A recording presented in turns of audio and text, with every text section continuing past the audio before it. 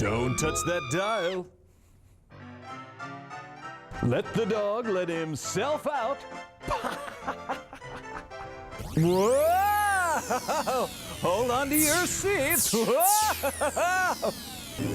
It's time for the Lakeville Government Channel Kids and Government program. Kids and Government, yeah!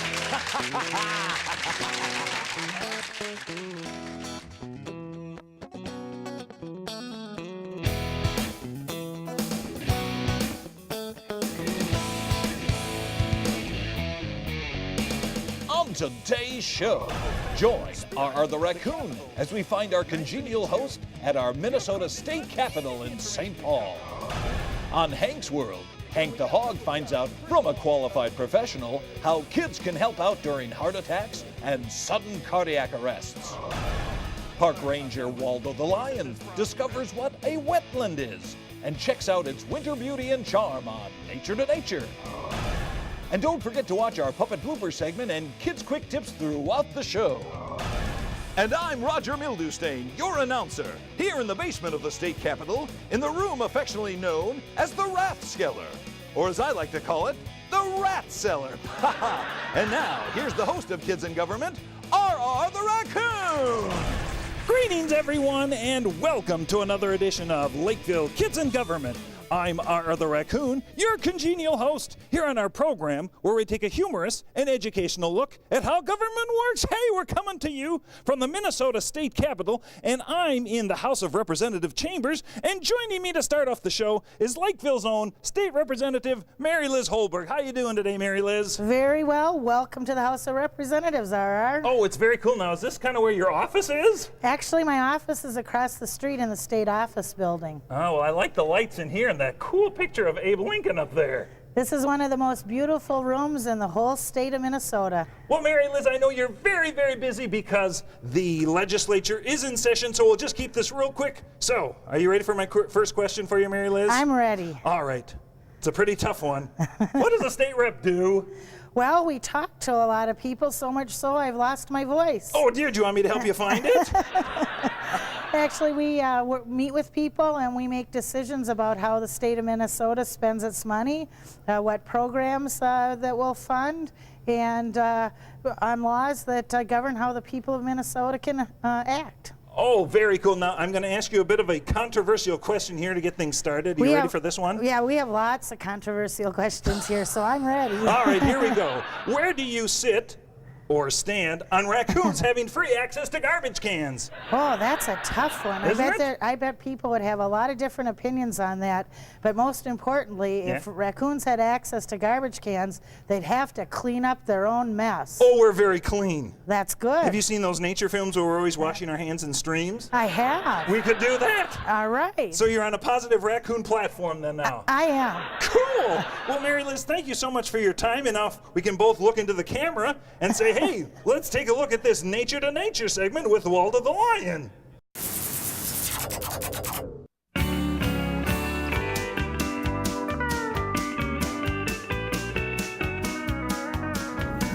Caw-caw! Caw-caw! Caw-caw! Caw-caw! Oh, thanks, everyone. Waldo the Lion. Ha, you caught me doing my crow calling. Well, hey, folks, we're here today to find out exactly what a wetland is. And here to help answer that question for me is my good friend Ann Messerschmidt, who works for the city of Lakeville in the Environmental Resources Department. How you doing today, Ann? I'm good, Waldo. How are you? I'm a little cold. It's great to be out here. It's snowy. It's icy. But our question today is, what is a wetland? And you're going to help us with that, right? Sure.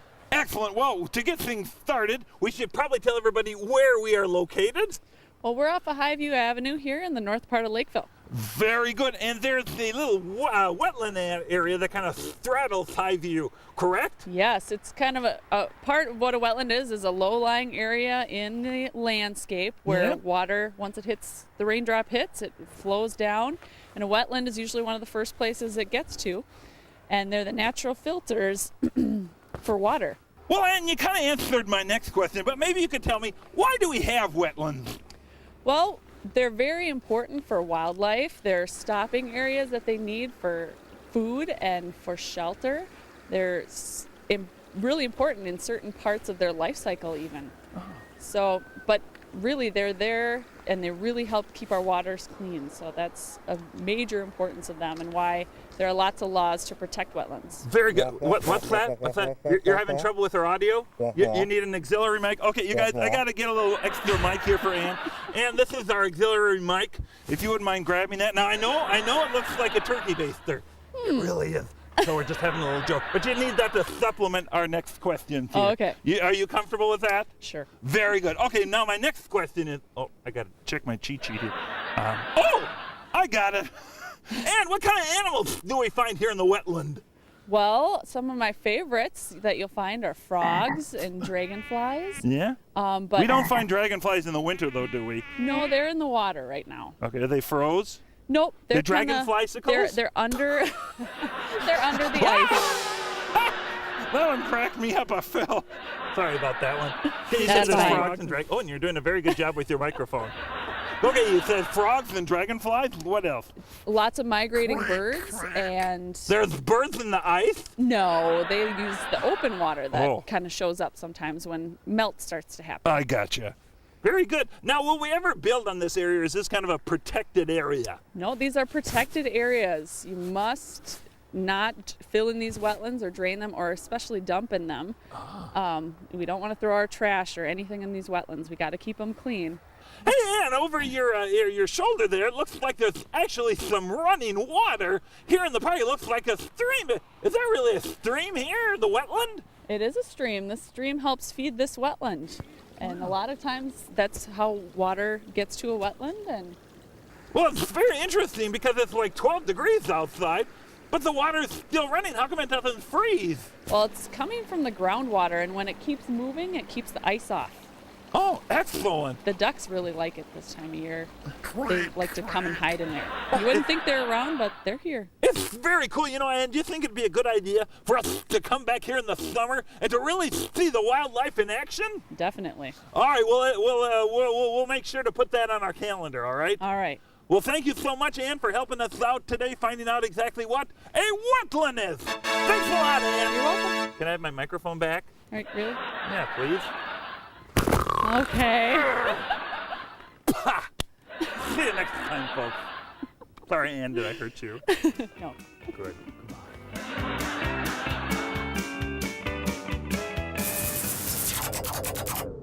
Wow, look at that beautiful architecture. Hey, folks, I thought, we were here at the state capitol to meet some of our state reps. Hey, I thought, why don't we take a tour of the state capitol? So let's do it.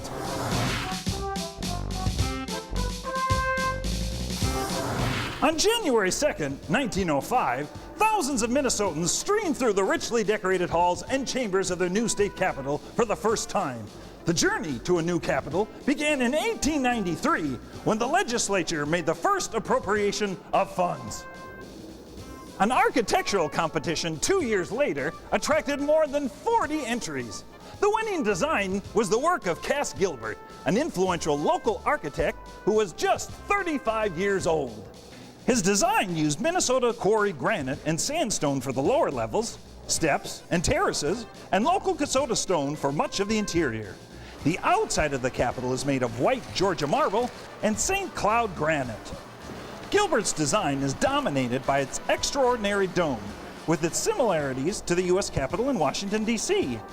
An interior dome of brick and steel supports the exterior marble, and below that is a painted plaster dome, which is what one sees inside the building looking up from the rotunda. Outside at the base of the dome is the gold sculpture known as the Progress of the State, but usually referred to as the Quadriga, designed by Daniel Chester French and Edward C. Potter.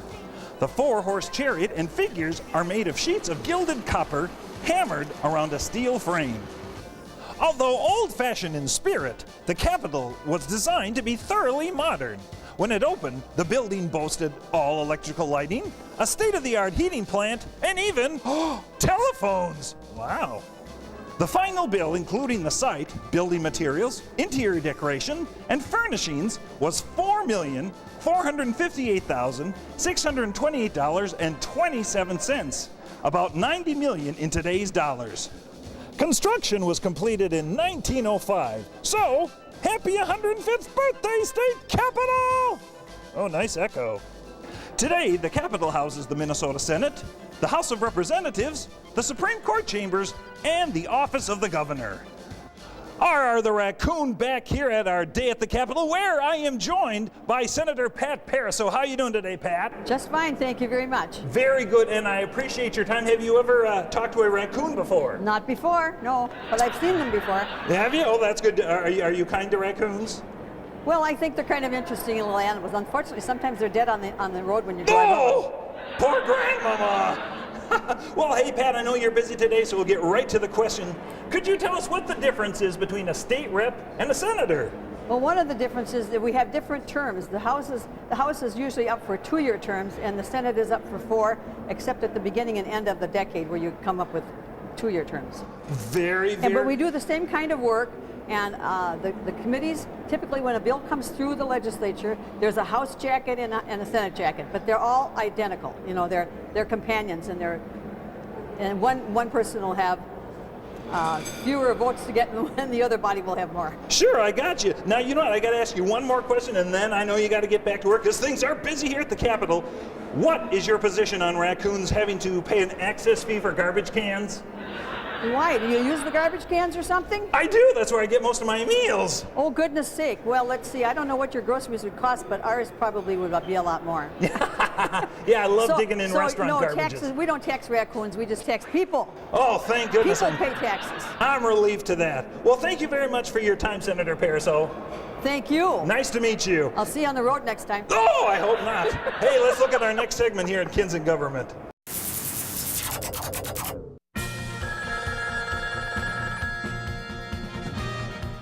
Yes, this is Hank the Hog.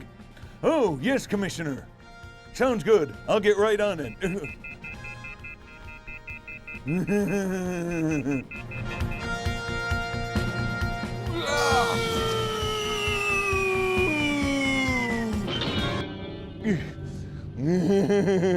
That's Hank's world. Hey there, everyone. It is I, Hank the Hog, here for this edition of Hank's World. And, you know, I just got to share this little tidbit with you. The other day, I was here at City Hall, and I think I passed out on the floor, and, well, it kind of happened like this.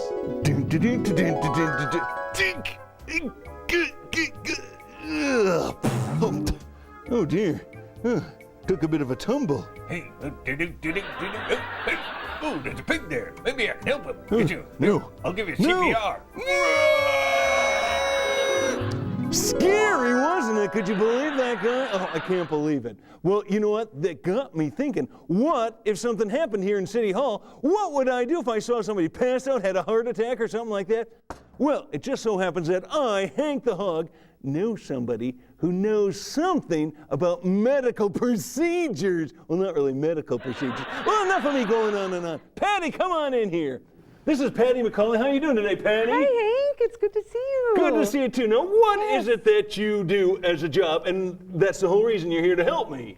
Yes. Well, actually, my job is I work for Alina Medical Transportation. They provide the ambulance service here in the city of Lakeville, and I'm an education coordinator for them. I see. Well, that's why I have you here today. You got one of those AEDs, don't you? I do. Why don't we bring that over? Okay. Yeah, we want to see how that one works. And what we're going to do today is actually show you how easy it is to use one of these, that even a kid can do it. Right. And we actually got a couple kids here to help us. First of all, I want to introduce Olivia. Olivia, would you come in here, please? Say hi to everyone, Olivia. Hi to everyone, Olivia. Very good. And Ethan, you come in here. Say hi to everyone, Ethan. Hi to everyone, Ethan. He's hilarious. Well, we got a couple jobs. First of all, I noticed you've got the AED here. Now, Patty, what are these other two things? What's the guy dressed in the orange shirt for?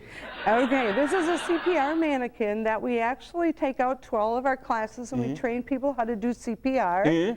But we also have another device to train people on how to do CPR. And this is in a kit that we call CPR for family and friends. It's a kit that you can take home, watch a DVD in your player at home, and you can blow this up practice CPR, and you can learn how to do everything right at your house. Cool. Well, I think we're going to have Ethan inflate this, so if you want to hand that over to Ethan. Okay. Ethan, you Here take that and go Ethan. back over to where you were sitting, and we'll get back to you in a second.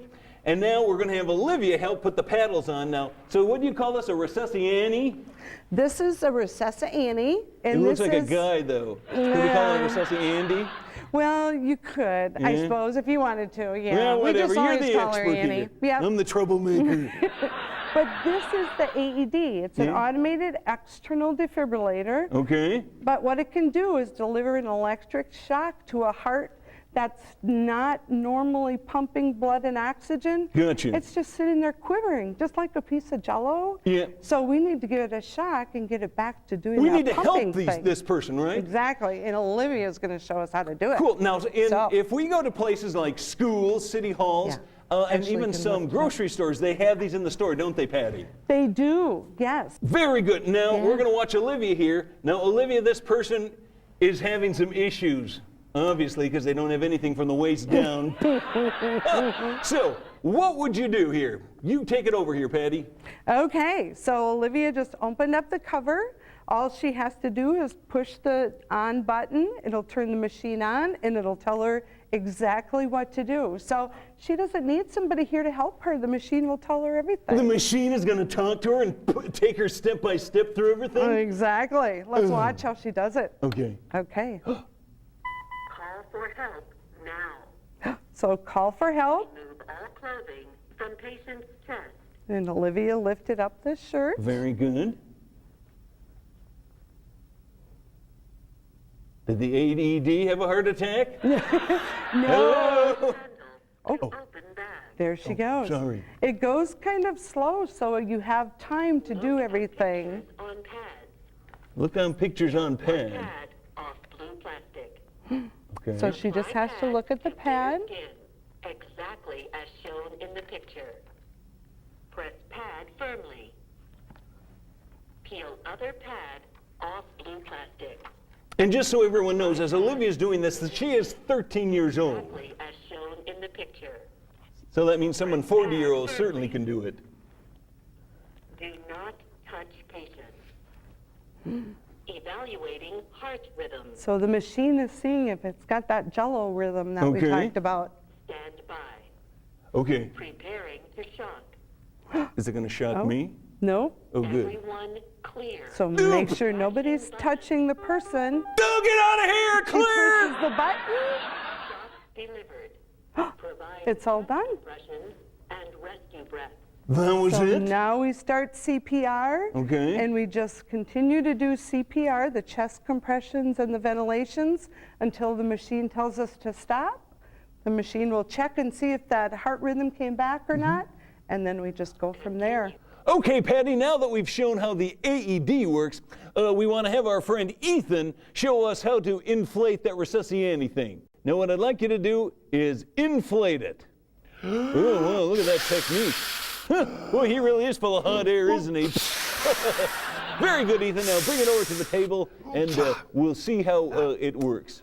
Lay the inflatable Raccoons here, and Patty, take it away. Okay, Ethan, I'm going to switch places with you. And normally, we can train kids as young as in 4th grade how to do CPR. Really? So what I'm going to do is actually have Ethan demonstrate how we do compressions and how we do ventilations. And you can see how easy it is to do. Well, do you think when we're done, a pig could even do it? I bet you could. Oh, I'm so excited. Yeah, we could try. Here we go. Okay, so Ethan, when you do chest compressions, what you want to do is use this little device for the palm of your hand. So you put one palm of your hand there, take your other hand and put it on top, interlock your fingers, and you want to just lock your elbows and push down. And we're going to compress fast, so it's 1 and 2 and 3 and 4 and 5, and you just continue to press just like that. Now, Patty, what does that do when he's doing that? If he's doing it to a real person, what does it do? Well, what this does is that we've already determined that this patient is unresponsive, there's no signs of movement, so we think we better start CPR. So what it does is we kind of just do a shake and shout, there's no response. we can go ahead and give the breaths because this person's not breathing, so we're going to breathe for them. And every time Ethan pushes on the chest, he's actually pushing that blood and oxygen around that your heart would normally do if it was actively beating. Cool. But it's not, so we have to do it for them. Very good. So you saw how easy it was for Ethan to do that. Yeah. If we need to breathe for this person, we can do that too. Okay. Ethan, you just tilt the head back, pinch the nose, and breathe right into the mouth and give one big, deep breath. Ooh. Did you have Taco Okay. Bell for lunch? I can smell the onions, kid. So we give 2 breaths, we go back and do 30 compressions, and we just keep doing that until help arrives. Cool, you know what? I think I can do it. Good job, Ethan. Good job, Ethan. Can I try to do the mouth to mouth? Sure. All right, ready? Okay, here we go. There you go. Oh no, that's a little rough. I think we better. That was a and little you rough messed up on her that one. ear too. Well, you know what, Patty, I want to thank you very much. Ethan, come back in here. Olivia, you want to come back in here too? Well, thank you very much, you guys. And let me try giving him a resuscitation one more time. Okay. Here we go. You ready? Yeah, she's yours. Plastic taste in my mouth. I think we better go get something to eat. I think we better put her away. I think so too. Thanks for your help, guys. Thank you so much, Patty. Bye. We'll see you next time, everybody. No! We are now in the Rotunda area of the Minnesota State Capitol, and I'm joined by State Representative Pat Garofalo. How you doing today, Pat? I'm doing great, R. How about you? I'm doing fantastic. And first of all, I got to ask you, have you ever been interviewed by a raccoon before? You know, once in college, but I don't like to talk about it. It was a very rough experience. Oh, but boy. no, I'm just kidding you, R. It's the first time I've been interviewed by a raccoon, and I'm very excited about it today. Very good. Well, we know you're very busy today, so we're just going to ask you a couple quick questions here. Now, my first question is, what do you have to do to become an elected official? Well, the first thing you got to do, RR, is you got to have a love for public service. You want to get involved in your community. Some people do that by being school teachers or being involved in youth athletics. And that's the first thing you really need. But then really you go out, you talk to your friends, you talk to your neighbors, and you earn their trust and their respect to have them vote for you in an election. We have a system where it's democracy. And so what the people decide is who ends up in elected office. Oh, that is so cool. You know who my only friends are? Who's that, RR? The rats in the garbage cans where I eat. Ah, yes, yes. It's a shame, but hey, well, I've got you here, and you are a political person. I need to ask you a very political question. Sure, RR. You ready? Yes. Where do you stand on giving puppet raccoons the right to vote? Oh, that's tough, RR. I would say that I support giving puppet raccoons the right to vote as soon as young kids have the right to vote. Hey! Then I'll support that. That is an excellent answer. That's very good. Well, thank you very much for your time today, Pat, and I'm wondering if you could help us go to our next segment. Oh, absolutely, R. Thanks for being my guest today. Or thanks for allowing me to be your guest today. Oh, sure, he's taking over my segment here. No. His show, very cool. Thank you for allowing me to be your guest. And kids out there watching, next here is our blooper segment. Hey, you did a good job. Well, that's right. You should have your own TV show. No, I don't think I want to do that. Yeah, maybe you could be a puppet on our show. You want to make up the puppet? Go ahead, R. That'd be cool. Yeah, so what are your plans for the weekend, R? Just digging around the garbage. Just digging around the garbage? That's all I do. You know, I know that you're really into this garbage I'm stuff, food aren't you? obsessed. Yeah, you are. Yeah, I don't like to get the food myself. As long as people provide it for me free in the garbage, that they're throwing it out, I'm fine with it, and they're fine with it too. I guess you and I share something in common. I like free food as well. Yeah. So that's good, yeah. That's Yeah, you awesome. and me both. Pat, I hate to tell you this, but they're still watching us. Oh, no. Should we go to the blooper segment? Let's go to the blooper Here's segment. the bloopers, next. folks. The bloopers. I can never say bloopers. You can edit that, right? I can. Here's the bloopers, folks.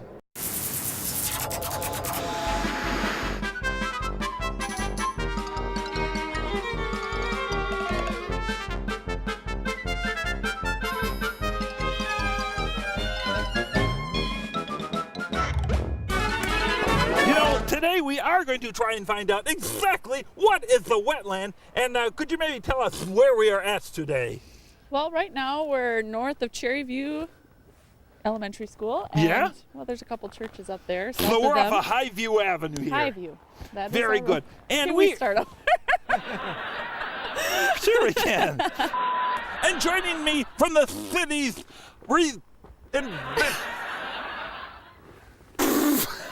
I like how you got the head bob even. That works out good. Should I nod my head too? Yeah, Good.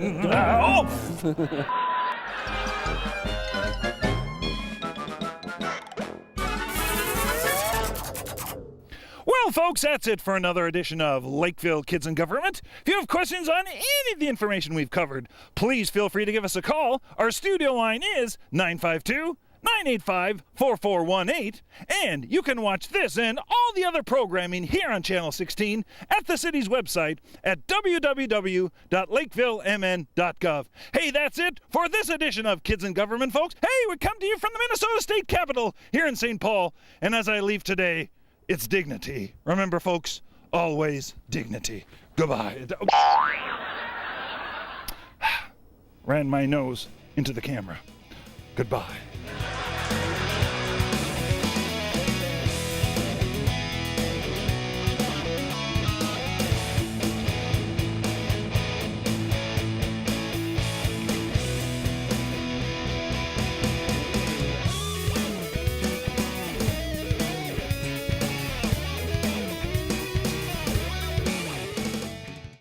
Bill Face here for No Fear CPR. If you see someone collapse, check for responsiveness, movement, or breathing. No pulse means sudden cardiac arrest. If someone has any of these symptoms, you must call 911, send someone to find an AED, start chest compressions immediately, hard and fast in the center of the chest to the beat of your favorite 70s disco tune. Be a part of No Fear CPR and help stop the #1 killer in America. I'm Bill Face.